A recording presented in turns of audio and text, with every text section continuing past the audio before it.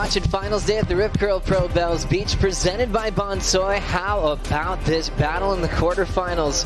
A rematch of the final last year. A lot of stories to talk about when it comes to two incredible world champions. Tyler Wright, a two-time world champ, defending Bells champ, taking on a five-time world champion in Carissa Moore, who's won this event multiple times in her career. A little bit of action during the break. Tyler Wright getting a start against Riss, using that power wrap to her advantage, able to connect off that oncoming section and creating some space all the way through to the inside float. A lot of respect between both Carissa and Tyler. Also a lot of feeling. They both want to win.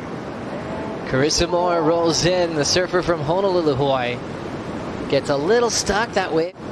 Got the 777. As we see that layback, and just riding away from it is Tyler Wright.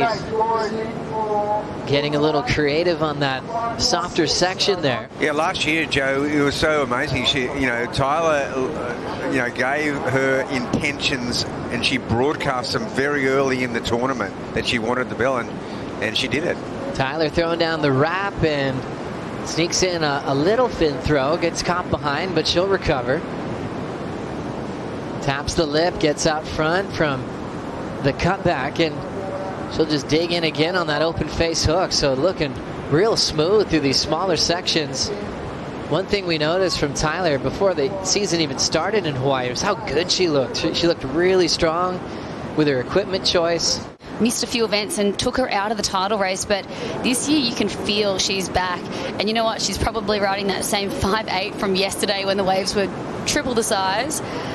She's so confident in her equipment. This was a small wave, but just trying to get some work done. She's already got a 6.83, and she's getting scores on these small insiders. I love that, how versatile her quiver is, or even a one-board quiver if it ends up being that. One board. Yeah, we got some blue skies today, which is bloody amazing. And I've got, my family down here, my friends, my coaches.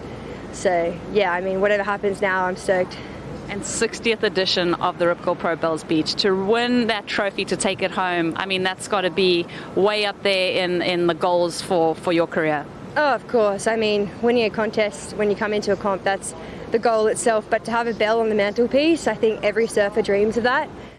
The amount of carves that she can lay down, we'll find out soon, because we've got a rider up here. Carissa Moore, first connection solid in the heat against Tyler Wright.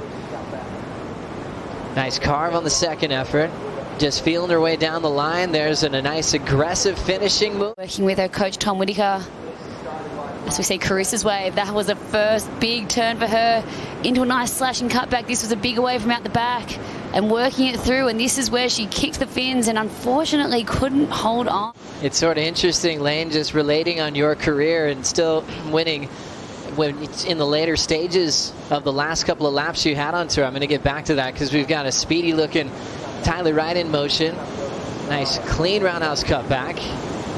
Steps on the foam there and shuts it down. Well-read wave for Tyler. She's still leading this heat against Carissa Moore.